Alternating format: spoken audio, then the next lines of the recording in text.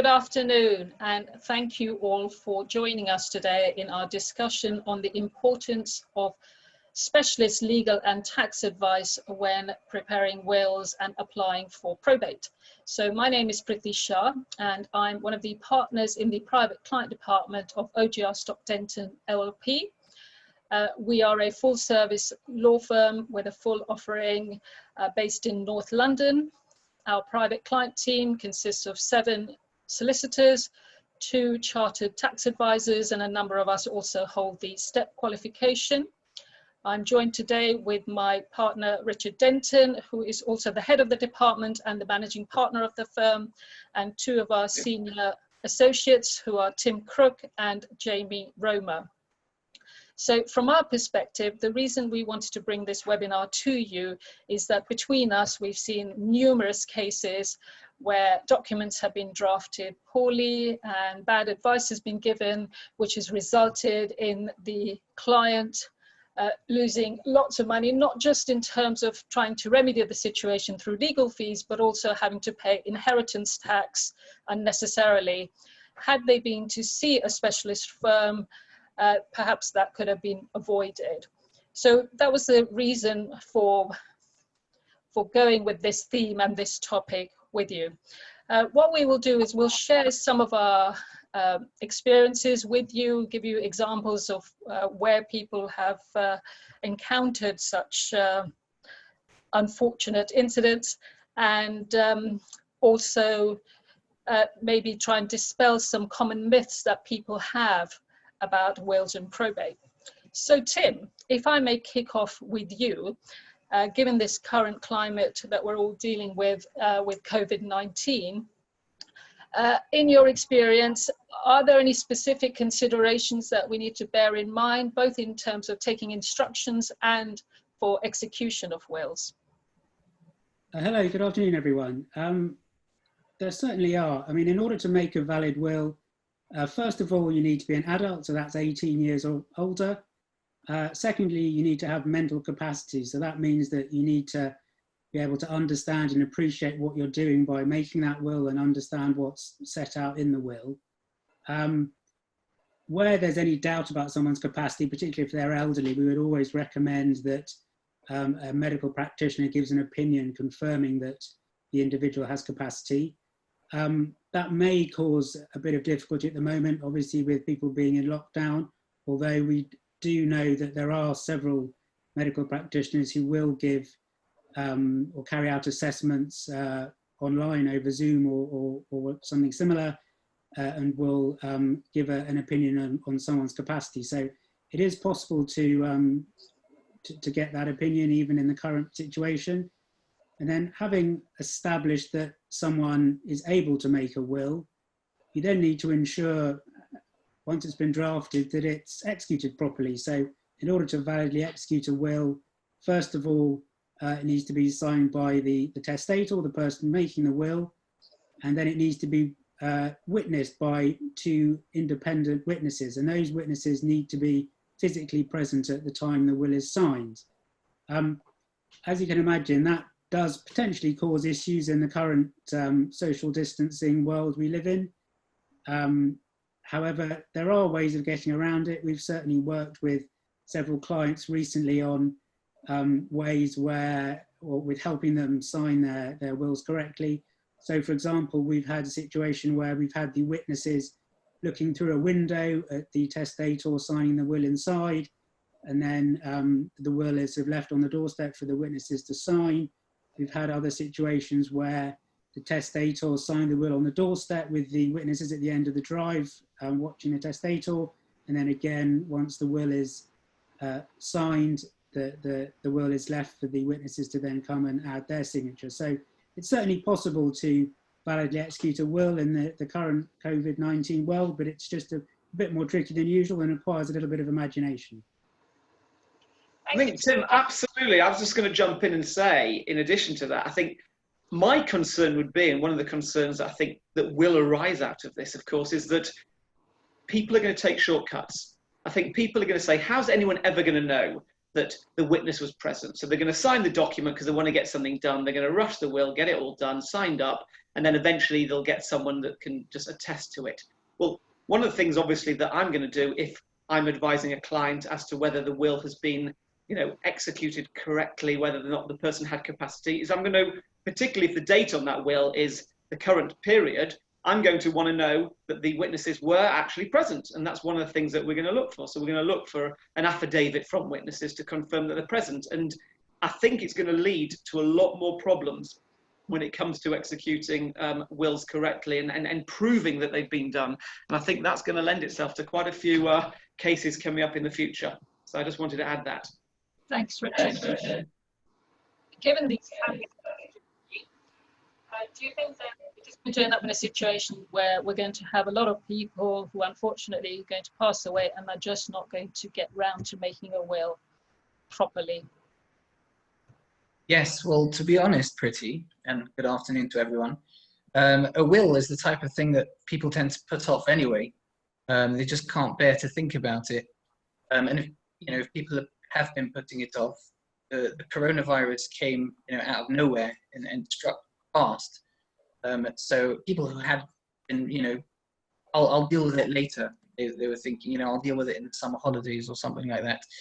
Of course, they passed away without having put something in place. And that can happen, not just a coronavirus, God forbid something sudden can happen to anyone. So, certainly putting off a will is not the way to go. It's definitely something that you should have in place.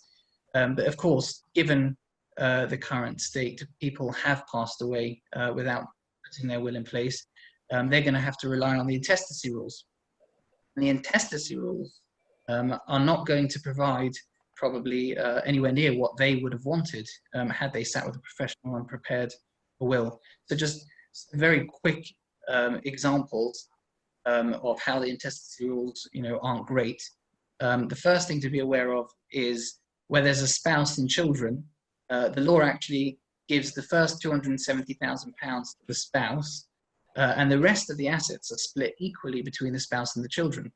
You could end up in a situation where you have minor children or even adult children who actually aren't able to handle vast sums of money, left with a sudden windfall. You could have gamblers or just people who just aren't good with money in the family, and the family inheritance is squandered. So, had you sat with a professional, you would have put something in the will in place to ring-fence that. The other thing to be aware of course, is money, substantial sums of money have passed over to the next generation. Inheritance tax could be applicable on first death, where you would certainly advise the client to pass things to the spouse and then over to the children to avoid inheritance tax. One other scenario that I think people aren't so aware of is people who are living together, who are cohabitees but haven't actually entered into a legal marriage or civil partnership. The intestacy rules don't provide for that. They're quite outdated and they don't recognize that. So you may be living with a partner for 25 years and they're dear and close to you as if they were your spouse. Well, the law doesn't care, and they actually won't inherit anything unless you put a will in place. A recent example actually that we had in our department over here with regard to not preparing wills properly and having to rely on intestacy rules is a will came to us where a lady had prepared her own will. She actually hadn't even been to see a professional, but she hadn't understood, of course you could imagine, exactly what needs to be in the will. She'd left some of her assets out of the will, resulting in a partial intestacy. And actually the family home went partly to her husband, her surviving spouse, and to her children, which used up some of the nil rate band, so that it wasn't available for carry forward when the husband would pass away, resulting in a higher inheritance tax situation later on. So of course, extremely important to seek professional advice, put a good, comprehensive, tailored will in place to avoid any of these potential problems. Thank you, Jamie. Jamie touched on nil rate bands and inheritance tax, and if Richard, if you can just elaborate on that. But before I ask you to do that, we've had a question through from one of the audience. whereby they've asked if a daughter-in-law can be a witness to an LPA. Richard, if you can please answer that question for the person who's raised. I think we're always cautious as lawyers when it comes to witnesses. And I think the answer to the question is actually there's no issue with it. The main concern when you have questions about who can act as a witness is particularly under a will, where it can't be a beneficiary. But generally, under a power of attorney, the rules are quite a lot easier, and certainly in that particular situation there would be no problem with a daughter-in-law, and even I've had advice that a current daughter-in-law, not just a future daughter-in-law, could act as a witness under that document, so that's not an issue. Thank you, Richard. So just moving on from what Jamie was saying about the potential pitfalls on intestacy with regard to inheritance tax, if you can just elaborate a little bit on nil rate bands, because some of our listeners may not be familiar with that concept, and also share with us how wills can be used potentially to save inheritance tax. Right, so I mean, there are a number of things that you can do, and probably far more than we have time to discuss this afternoon, but just picking on the first thing that you mentioned. So the nil rate band trust, I think that was the first question that you asked, and effectively they were very common previously for purely tax reasons. So we would, in the days when you didn't have a transferable tax-free allowance, as we call the nil rate band, a transferable amount of 325,000 at the moment, you would try and preserve that tax allowance by including a special form of trust in a will. And effectively what that would allow you to do is keep the tax-free allowance, but also allow the surviving spouse to benefit from the entire estate. And I'm not going to go into it now as to how that was done. There were a number of different options, but effectively that's what it enabled you to do. And nowadays, with the transferable nil rate band trusts have become much less common and much less popular, although there are a number of reasons why you could incorporate those trusts into a will for tax planning reasons, such as if you had an asset on first death that you thought would increase in value far greater than the nil rate band. We know that's stuck at 325,000 at the moment, and there's no plans for that to go up. In this current climate, very unlikely there will be any future plans for it to go up. So there are definitely still reasons why you may wish to include a nil rate band trust, and anyone's got any questions that I'm happy to answer that separately. The sort of two areas that I wanted to just briefly mention when it comes to sort of tax planning with wills is sort of two areas that seem to be missed quite often when we look at wills. And the first of those is a concept known as business property relief. So in brief, where someone holds assets, a business or shares in a trading company, they often, and the rules determine when that happens, can qualify for this very favourable form of tax relief called business property relief.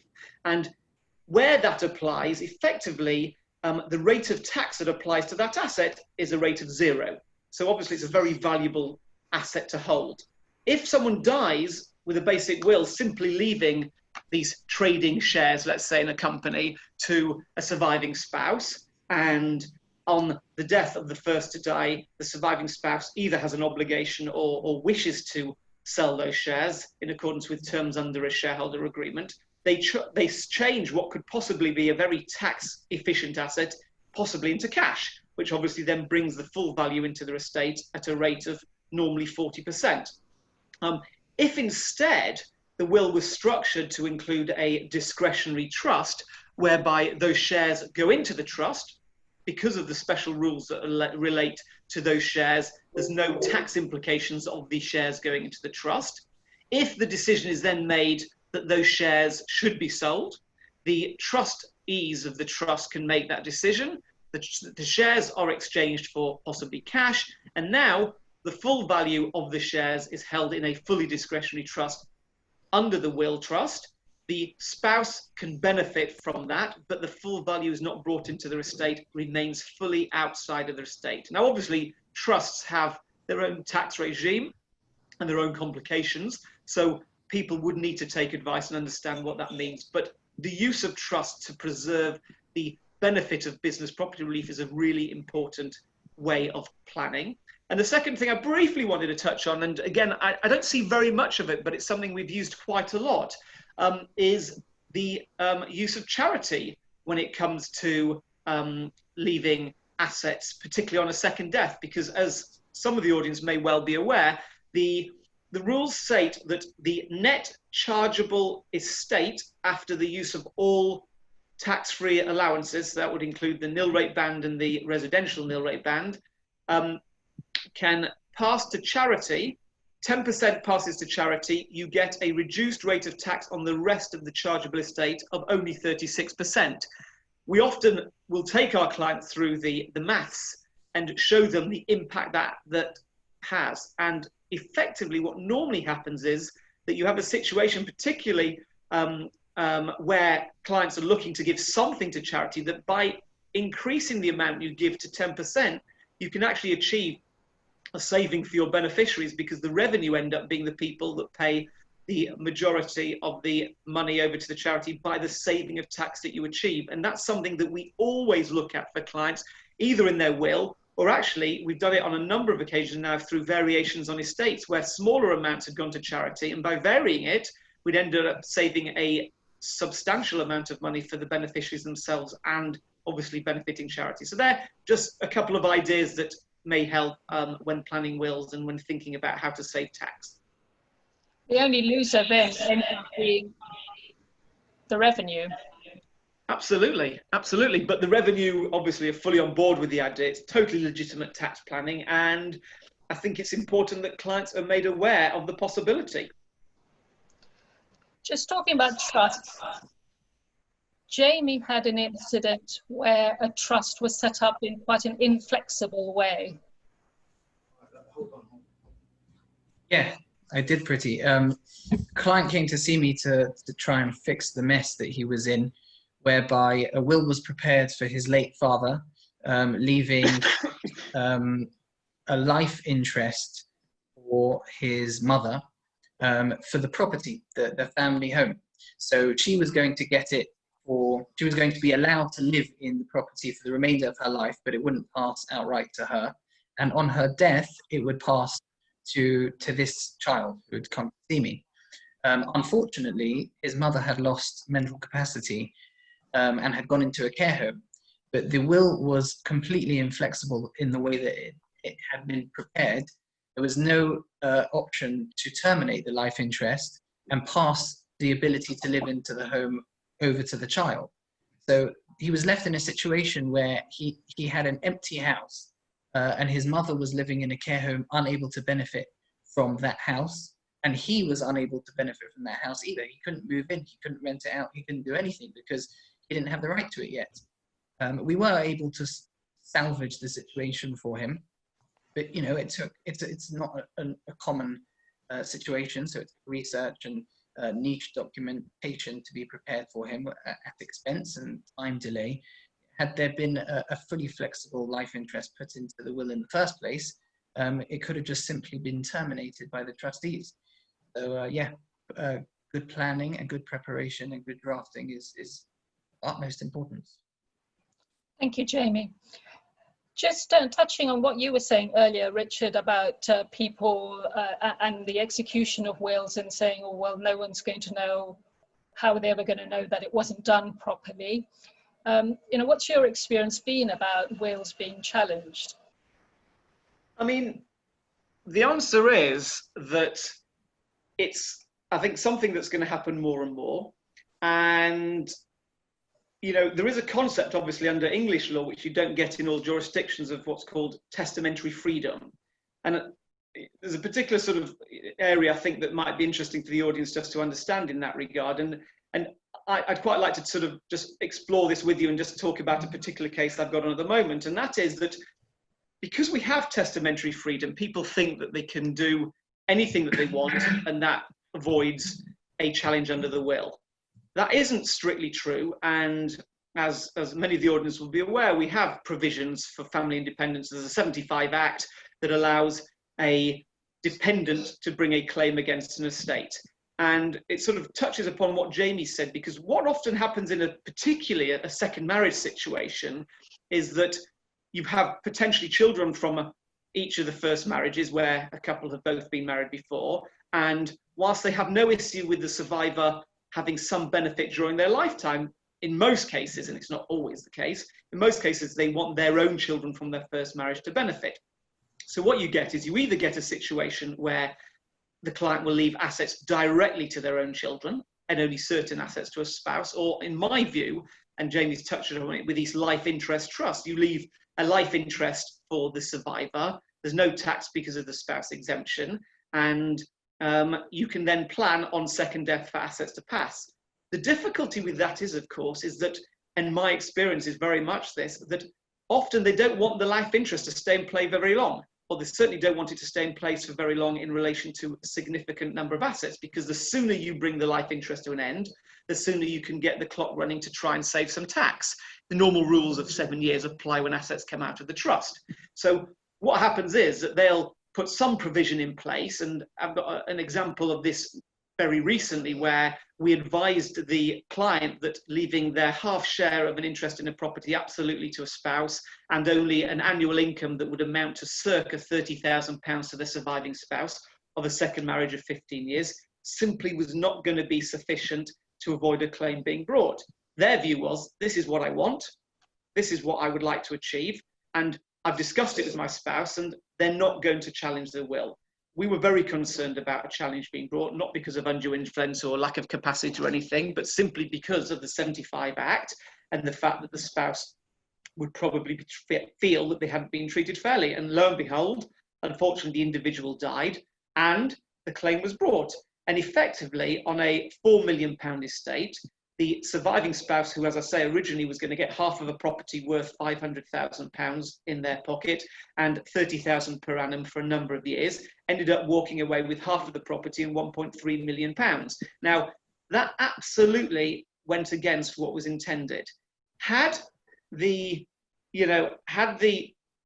trustees of the will, and the will did have a trust in it, did allow for flexibility, had the trustee been willing to exercise their powers and flexibilities and try and negotiate with the surviving spouse, there would have been an opportunity to mitigate the risk that happened in the end, and that was the risk of being sued. Unfortunately, in this case, their view was, this is what our father wanted, this is what we intend to do, and unfortunately, not only did it cost them a lot of money, but the legal fees involved in dealing with it were substantial. So there are a lot of these cases around, and I think it's really important that people understand that and take it on board. And as I say, challenge now, bigger than ever, in my view. We've just got a question from another listener. Sorry, I'm echoing. Am I the only one can hear this? I can hear you. I can't hear an echo. Okay, great. But the question is about whether or not one should do an affidavit now of due execution, and isn't that just more additional cost which will put off the person writing the will in the first place? If I can just jump in, because it was something that I think I mentioned. So forgive me if it sounded like I suggested you should do that in every case. Absolutely not. I think the point I was making was that if there's a particular situation where there's a concern, then there is going to need to be, that's what I would be advising a client to request, an affidavit be prepared of due execution to show that that's what happened. If when producing a will, you have concerns about whether the clients are going to execute it correctly, or there's anything in the instructions that you receive that mean that you are on notice that there could possibly be a claim in the future, I think then you should just be alerted to the fact that it's something you should be thinking about and whether or not you want to request it. It's certainly not something that we request in every case. It's very, very rare that you request it. And I agree that sort of the cost of doing that sort of thing is not going to be something clients are going to want to bear on every occasion. So no, absolutely, it wasn't intended that be in every case. I think you look at every case as it comes. Okay, another question is about whether or not to get a doctor's certificate, something Tim touched on. Perhaps the listener wasn't there for that part of it. If you just want to mention that again, Tim, please. Yeah, sure. I mean, the whole reason why you would get the doctor's certificate is because, if you have it, then there's less likely to be any challenge to the will on the basis that the testator didn't have capacity. So really it's in the testator's interests to ensure that, you know, all reasonable measures are taken to confirm that they had capacity, knew what they were doing, because that means it's much less likely to be challenged. And most people, I mean, all people probably, obviously want their will to be valid and the terms to be carried out. So if there is any doubt as to capacity, particularly where someone's elderly, but not exclusively, it's certainly probably worthwhile paying a relatively small sum to get a doctor to confirm capacity.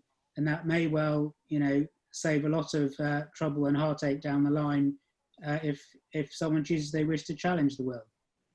So, I mean, in most circumstances, I would have thought it would be money well spent.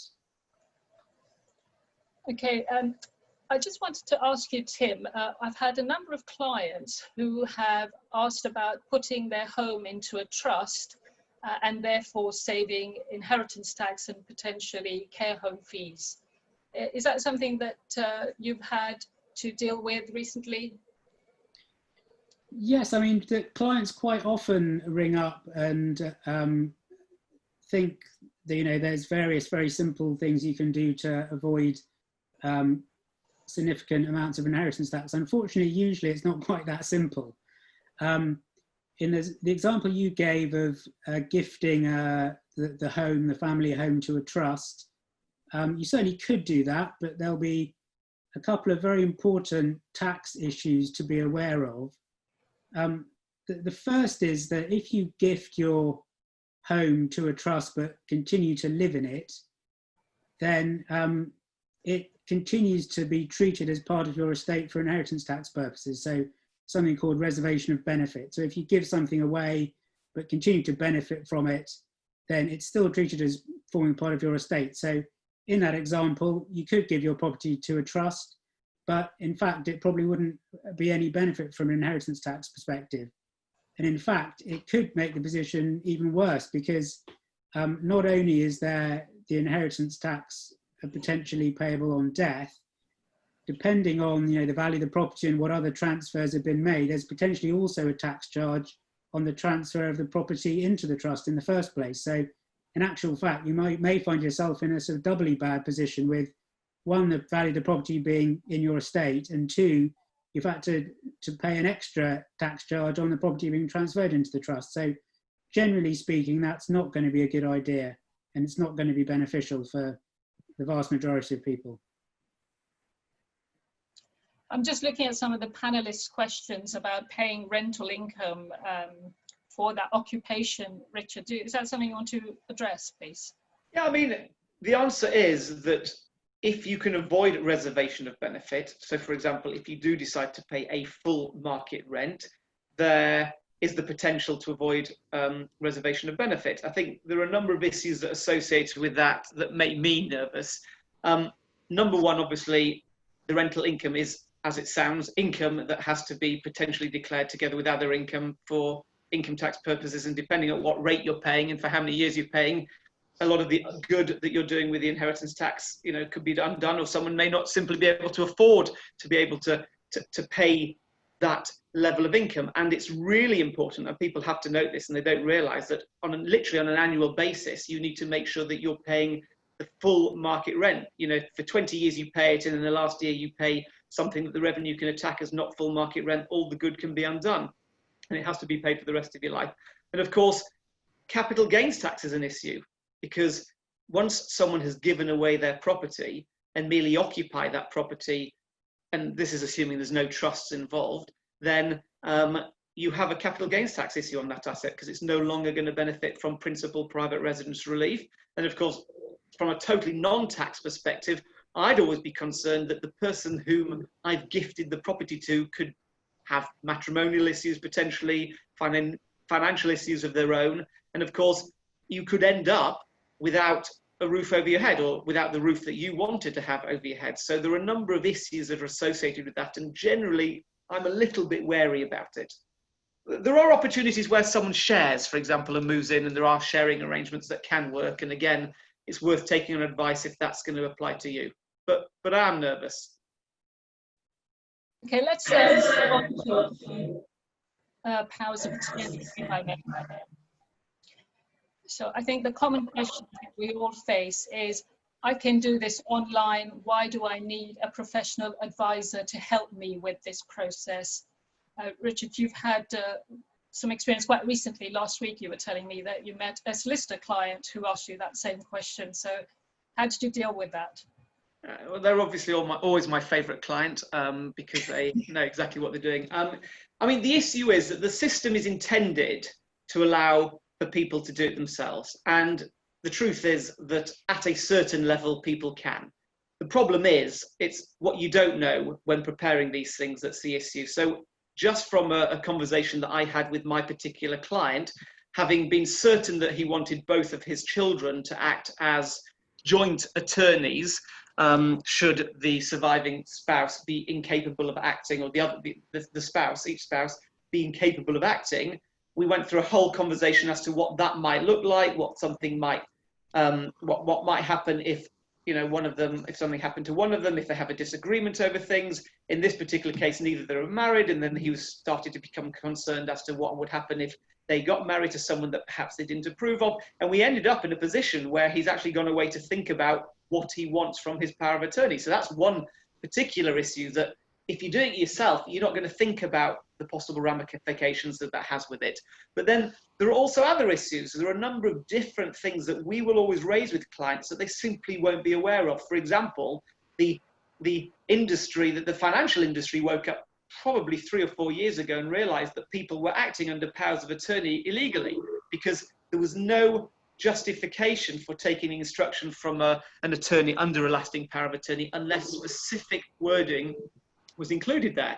Now, there is nowhere that guides you as to what that wording should be. That's obviously something that we advise on. It's something that we recommend clients consider, and it's something we will include in pretty much every case now. Also, the other thing that's a common misconception is people think you can use a power of attorney to tax plan. Yeah, I think people think because they have access to the bank account, because they have access to assets, if they decide that it's in the best interest of their parents that they're going to give away assets, they can simply use the document to do so.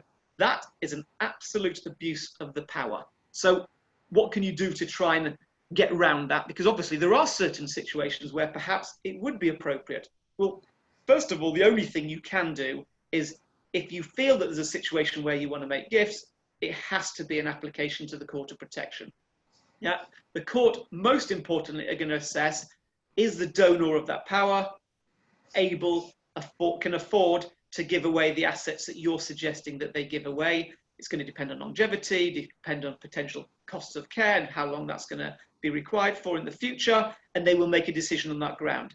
But in addition to that, the court are going to want to look to see whether or not there's any suggestion that that's what the parent, in this case, I'm thinking about a parent because we had a recent case where we made the application on behalf of the child, if it's what the parent would have wanted. One of the things that we always put in place in a situation where the parent does want this is some form of evidence, either in or alongside the power of attorney, that demonstrates that that's what they want. So there are a number of situations like that, particularly in the financial document, but also with the health and welfare document, where to take that advice and to understand the options that are available to you can be invaluable. The biggest example was when a client simply had prepared one himself, and we ended up literally starting again when he took the advice about his will, and I happened to mention, can I look at your documents?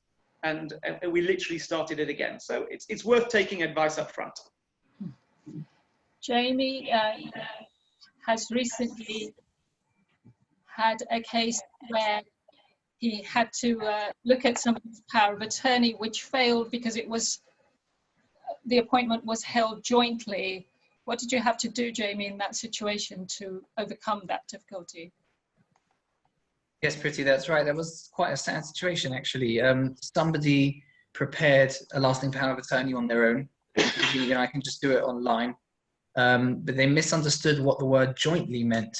They thought it just meant, you know, if I appoint my attorneys to act jointly, that means I want them to act together. You know, they appointed 4 attorneys. They wanted them to be able to act together. They appointed them jointly, not realizing that legally, that means that they are one legal entity. If something happens to one of them, rendering them unable to act under the power of attorney, then the whole appointment of all 4 fails. So this unfortunate person prepared a lasting power of attorney on his own, as I said, with 4 attorneys appointed jointly. One of them unfortunately passed away, rendering the appointment of the other 3 invalid, and he hadn't made provision for any replacements because he thought, 4 attorneys is going to be enough. Could have been. So the whole LPA was rendered completely useless. And unfortunately, by the time it reached this stage where it needed to be implemented, he didn't have mental capacity himself anymore, so he couldn't even prepare a new lasting power of attorney and put it in place. Obviously, at that stage, when somebody doesn't have mental capacity, you have to go to the Court of Protection to apply to have a deputy appointed for them to manage their own affairs. And obviously, the difficulty there is the person in question is not in control of who's going to be appointed.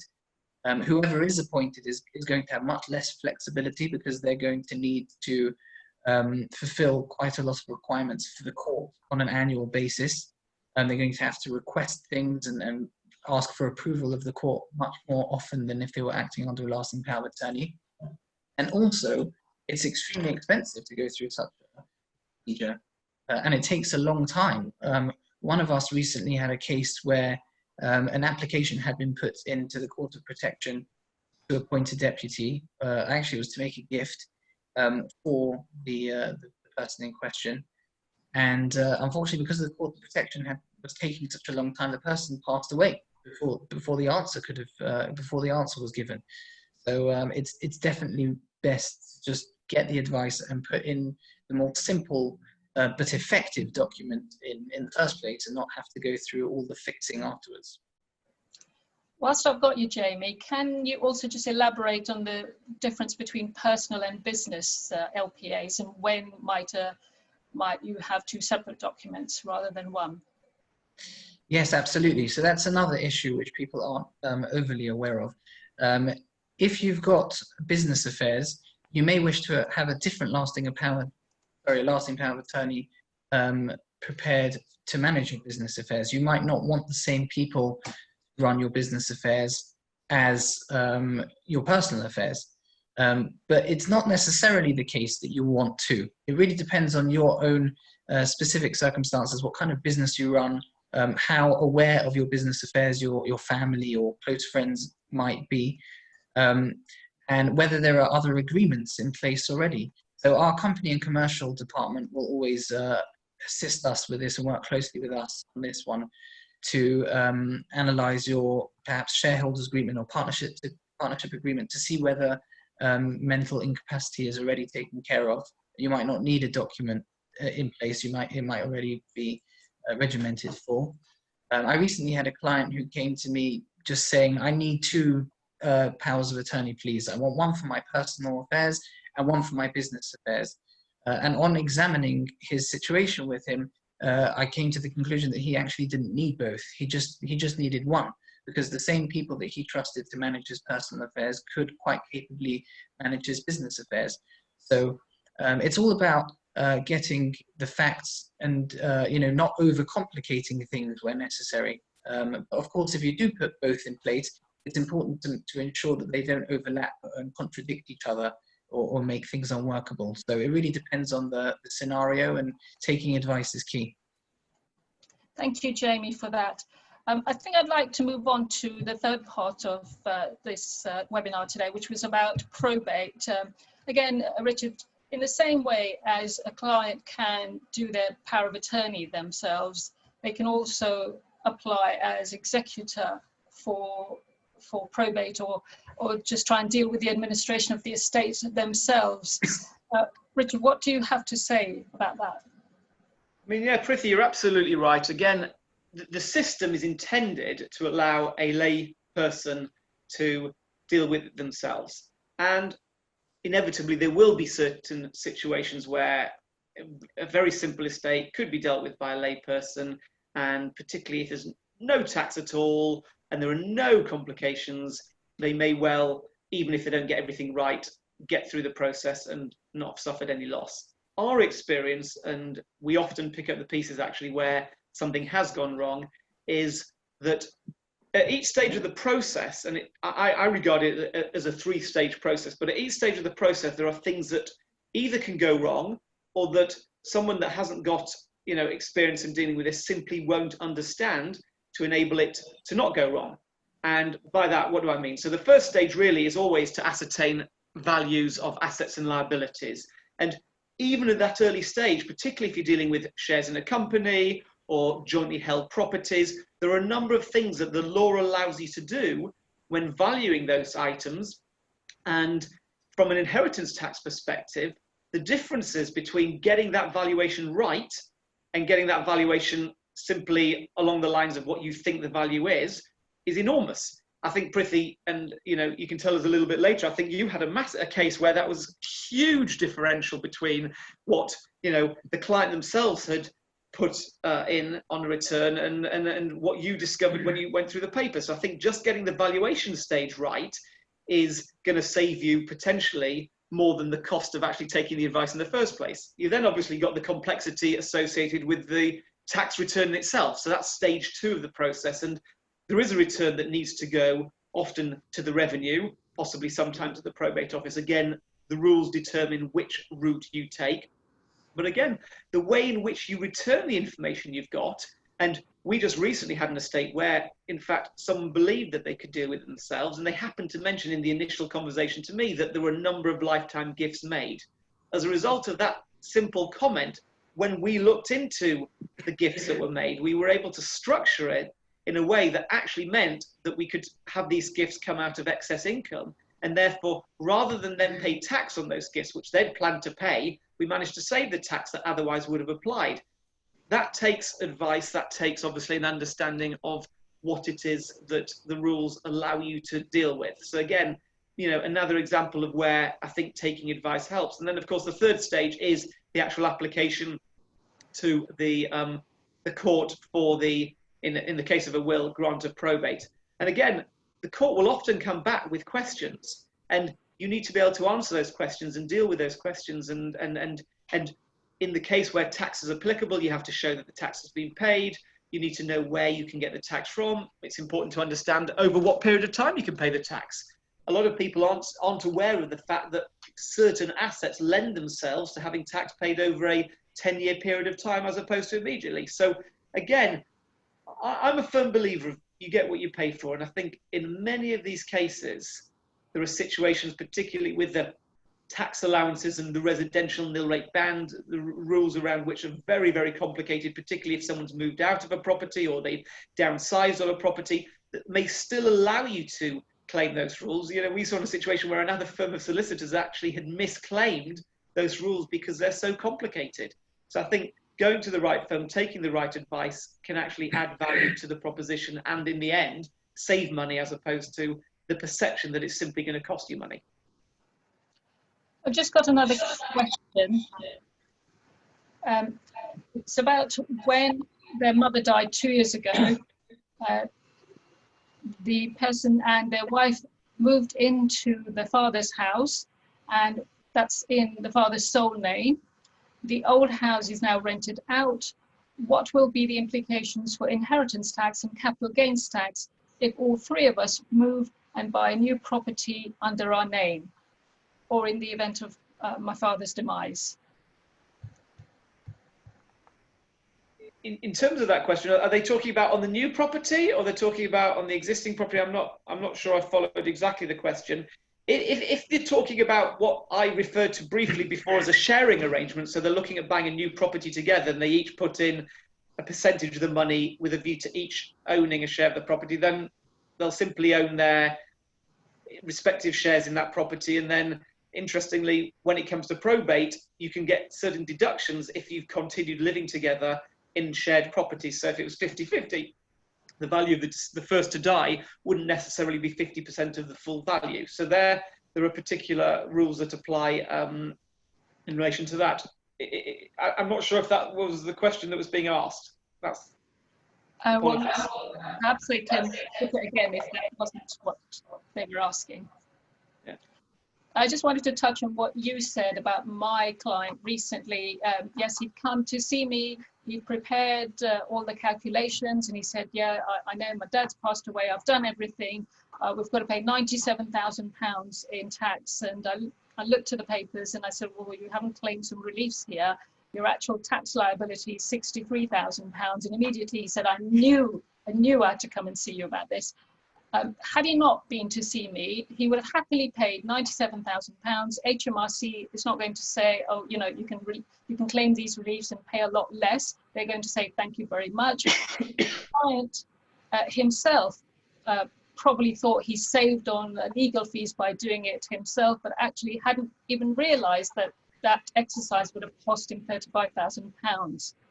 So this was just in the last month or so where I had that experience for a client. Of course, they were very grateful, and our fees are a fraction of what the saving was for him. I just want to move on now, Jamie, just to talk about, in the current climate especially, if people haven't got time to plan, is there anything that they can do? So yes, if you're in the unfortunate scenario where you know you're going to pass away, of course you don't always have the time or the mindset to look at inheritance planning or tax planning of another nature, but if the situation does lend itself to that, if there is the mindset and the time, then there are certainly things that can be done, you know, even though you didn't prepare a will or put anything else in place further in advance. The rules on gifting, on the actual gift being effective, are relaxed somewhat if someone knows that they are passing away, if they're on their deathbed, so to speak. So that's something that can be done. In addition, there is mitigation that can be done to inheritance tax in relation to the residential nil rate ban, so that's worth exploring. And finally, there's also mitigation that can be done with capital gains tax to do with assets that have realized much gain since they've been owned. Planning can be done in those areas as well. So as I said before, although it's not always the first thing on people's minds, and it's a very difficult time when you're in such a situation, there are ways to save money and alleviate the stress, at least from a financial point of view, by doing that planning in such a situation. So there's scope for inheritance tax planning, obviously, when you've got time to plan your affairs properly, but also, as you've just described, deathbed planning. And what if it's all too late and unfortunately you pass away? Tim, is there any scope for any inheritance tax planning in that situation? Well, there may be, and in fact, this ties in quite nicely with one of the questions that one of our viewers has raised. So the question they've raised is, if I draft my will, with a particular tax planning purpose in mind, and then by the time I pass away, the tax rules have changed so that, the tax planning set out in that will is no longer valid or beneficial, can I set aside the will? Well, I think most people would probably think that once someone has passed away, it's too late to change things, to change the will or the intestacy rules. It's not quite the case. It is possible for a beneficiary or beneficiaries under a will or under the intestacy rules to effectively redirect their interest to another beneficiary. And they do this using a deed of variation. Has to be done within 2 years of death. So it is effectively, or it is possible to effectively rewrite a will or the intestacy rules to some extent. The other big advantage of doing this is that it's retrospective for tax purposes, for inheritance tax and capital gains tax purposes. So if you do one of these deeds of variation, it's treated as if the deceased had made the gifts as per the variation. So you can see that there's actually therefore quite a bit of scope for potentially doing a variation to make some quite significant tax savings. So give you an example of someone I spoke to a few weeks ago. An elderly lady called me up and she had inherited quite a substantial sum of money from her own mother a few years previously. She said to me, I've inherited all this money. I don't really want it. I don't need it. I really want to pass it on to my children. And I said, well, you can pass it on to your children, but if you do that now, it would be what's known as a potentially exempt transfer. and you would need to survive for 7 years in order for the value of those gifts to be wholly outside your estate. The sad thing was that had she come to us or taken proper advice, a deed of variation could have been done at the time her mother passed away, to just give the money directly to the children, the deceased grandchildren, sort of bypassing her completely. And that would mean that there would only be inheritance tax on her mother's death, and there wouldn't be the risk of potentially there being a second load of tax if she dies within 7 years on the gifts that she's made. So that's just sort of an example in the last few weeks of a situation where a deed of variation could have been very helpful, but unfortunately the two years has already passed, so it's too late to do anything now. And unfortunately, she wasn't properly advised at the time. She said, no one told me that I could have done this. So that's an example that it is possible to effectively rewrite a will or the intestacy rules in certain circumstances, but needs to be done properly, needs to be done within 2 years of death, very importantly. Thank you, Tim. Sorry, Jamie, I wasn't sure if you were saying something there, but so have you, I know you've had a number of instances where the will hasn't been quite as it should have been, and that's caused some other problems. By the way, all the problem files that come along always end up on Jamie's lap, and I don't know what it is about him, but for some reason they always end up there. So Jamie, please do share with us your experience in that.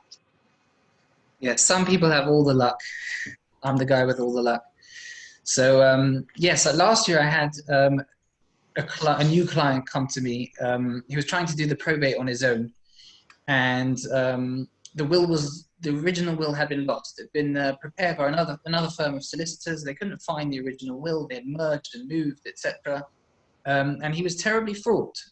They can't give me the original will. What do I do? He was thinking that he was, he'd been corresponding with them and trying to force them to look for it and try to tell them it was their fault, which of course it is. But he thought he would have to go down the litigation route, and if it couldn't be found, then he'd have to go down the intestacy route. And I told him, calm down.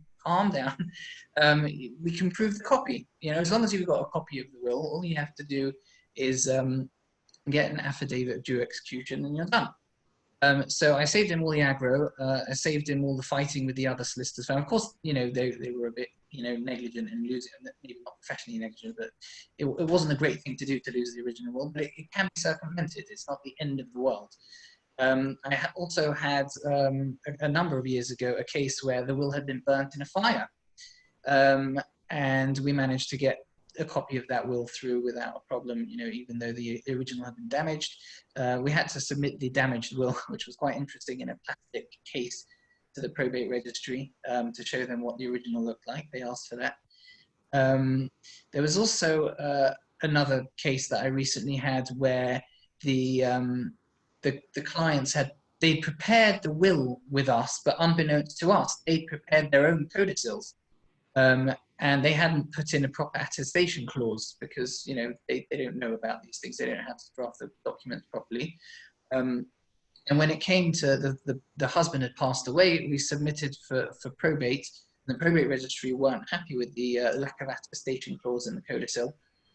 So, you might think, oh no, the codicil is invalid and doesn't stand. But no, it's okay in that situation as well. As long as you can find the witnesses who signed it, they can do an affidavit of due execution, as Richard mentioned before, and you can get it through. So, you shouldn't panic. You absolutely shouldn't panic. You should, come to a professional and find out what can be achieved. Problems can often be solved. You just have to know how.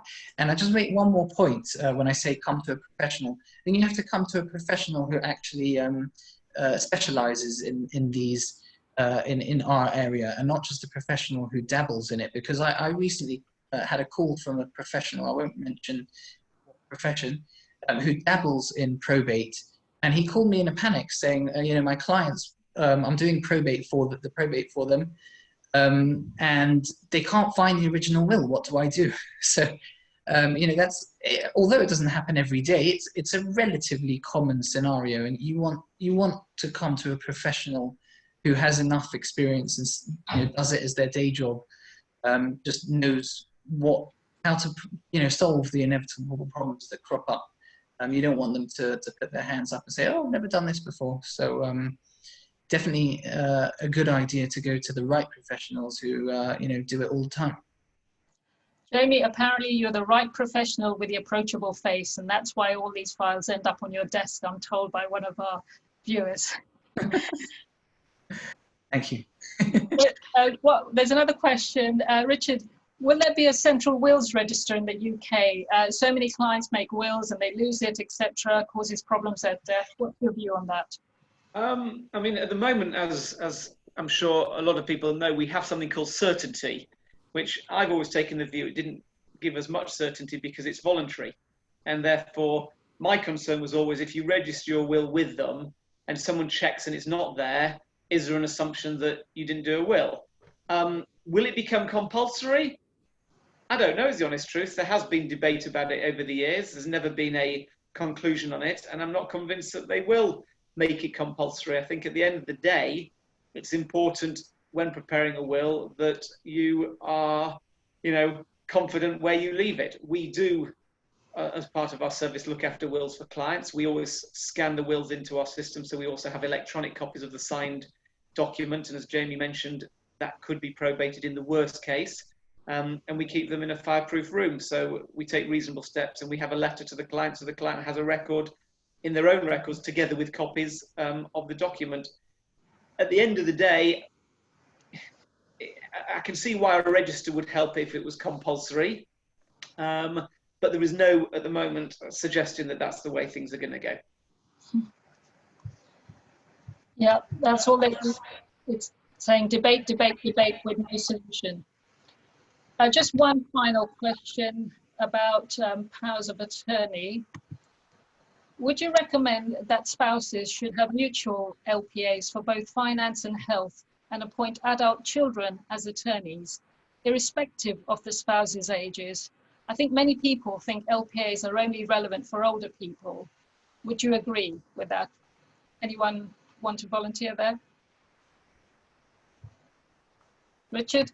I mean, I think my experience has been, and it was a very sad situation actually, that number one, age is not the only criteria for having a power of attorney. My view is that when someone is preparing their affairs and dealing with their affairs, and it's not often that people sort of get their act together to do it. I think, as we know, the majority of the country still don't have valid wills. I think when you're doing it, it's important that you actually think about powers of attorney at the same time, because once you've done your will, you put it away and you just don't think about these issues anymore. And we had a very sad situation actually where one of our very substantial clients, in fact, was knocked over to zebra crossing the road. She was in her 70s, but had no issues of capacity, etc., until sadly she was knocked over. She was left without a power of attorney because she'd had this perception that she shouldn't have one because it's for old people. And when she'd done her will, she didn't want to put something in place. And unfortunately, we ended up having to go to the Court of Protection in order, in that case, actually, to deal with a number of properties that the family felt needed to be sold to pay for her care. And it ended up costing a lot of money. So I think that perception is a wrong perception. I think it is something that people should at least consider at the time they do their wills, irrespective of age. In terms of who you appoint, I mean, look, it's going to be most common from my experience that spouses will generally appoint each other, irrespective of the age of the spouse, unless obviously you're in a situation where your spouse has already lacks capacity or simply isn't going to be capable. And it would also be common where there are children that the children are appointed in some form or another. There are risks associated with joint appointments. You can have joint for certain things and you can have joint and several, which means they can act independently for other things. So again, the advice that we give hopefully gives people a steer on the best way to approach that. There's no one size fits everyone. As I say, this client I spoke to last week has gone away to totally rethink his thoughts on the process of power of attorneys before he decides which way to go. So it's something that you have to look at every single situation. One of the things I always say to my clients is don't appoint an attorney if you know they will simply not follow the act that you want them to follow. If you want the machine switched off and you have a child that simply is not going to do that, they are not going to be the right attorney for you. And again, people don't think about that. So I think you have to look at who the right people to take the right decisions for you are. when doing these. So there's no one size fits all. I think we're going to take one last question. If the property is shared as tenants in common by 3 people and then transferred to 2 existing owners, what would be the consequences if the will was not changed accordingly by the person who transferred the property? Jamie, do you want to take that? Are you clear about the question? Can you see the question? I'm not entirely clear on the question. No, I can see the question. So the property is held as tenants in common by three people. I'm assuming they're 3 unattached people, and the will was prepared. Well, it depends really. I'm not sure what the will would have said in the first place. If the will, sorry. I'm not really clear what the question is. Yeah, I don't really understand the question. I assume it means that, what it means is that the 3 people had all left their share to each other to ensure that it would stay in the same, with the same bunch, and it wouldn't go out to their own individual families. So my assumption is that the question is, what happens if they hadn't changed the will? So I guess just to make it clearer with examples, if Richard, you and I, Priti, 3 of us owned a property together as tenants in common, and we had each put in our wills that our share of the property goes, so I put in my will that my share of the property goes to you, Priti, and you, Richard, equally. So let's say we've gotten an argument, as we quite frequently do in the office. And I said, I'm out of this, I'm not interested, I'm transferring my share of the property to the 2 of you and I'm walking away, but I forgot to change my will. So my will still leaves my share of the property to the 2 of you. But of course, in that scenario, if I don't own the property, that share of the property, then the gift just doesn't exist. It fails because I don't have that share of property to leave to you. If I've misunderstood the question, I apologise, but that's my understanding of the question. Okay, I think one final question now. It's around children's custody. We're migrants to the UK, we have young children, we don't have any close family in the UK. If the worst were to happen to both of us, what should we do in this regard as part of our will? Can we give authority to a grandparent living in another country? Richard, do you want to take that? Yeah, I mean, I think we're talking about guardianship here, obviously, and I think ultimately it becomes a practical consideration. You can either under your English will or as a separate document decide to appoint guardians for your children. If those guardians live in a different jurisdiction, there is a practical reality that if they're not prepared to come to the UK to look after your children, if something happens to the couple, then the children will have to go to that other jurisdiction and be looked after the parents overseas. And I think that is something that is within your gift to make, in terms of you can decide who it is that you want to look after your children, but you just have to think through the ramifications and the implications that has. I know that in my experience, guardians for clients is always the biggest issue, because it's a huge responsibility, particularly where there are more children, and it's always going to be a big issue. And I think the one thing I would always say to people is, the will, inevitably, if you die with children under a certain age, there will be in the will by default trusts that are created. And I think one of the considerations we always put to clients is think about who you'd want the trustees to be and who you'd want the guardians to be, because often people feel actually they prefer the financial control to be in a different hand to the moral, educational control. It doesn't have to be, and I think that's just another issue to think about in this scenario. Thank you, Richard. I think this webinar, I think we've been running for an hour, and I think it's time to wrap up. Just to summarize, I made some brief notes just about the importance of advice for wills, inheritance tax planning in one's lifetime, on their deathbed, and even post-death. Particularly in the current climate, to exercise care so that wills are not challenged in the future. And there's value to be had in obtaining advice for lasting powers of attorney and probate. Of course, there are legal fees involved, but from our experience, the added value massively outweighs the cost of that advice. So in conclusion, please follow us on LinkedIn and Twitter for our latest updates.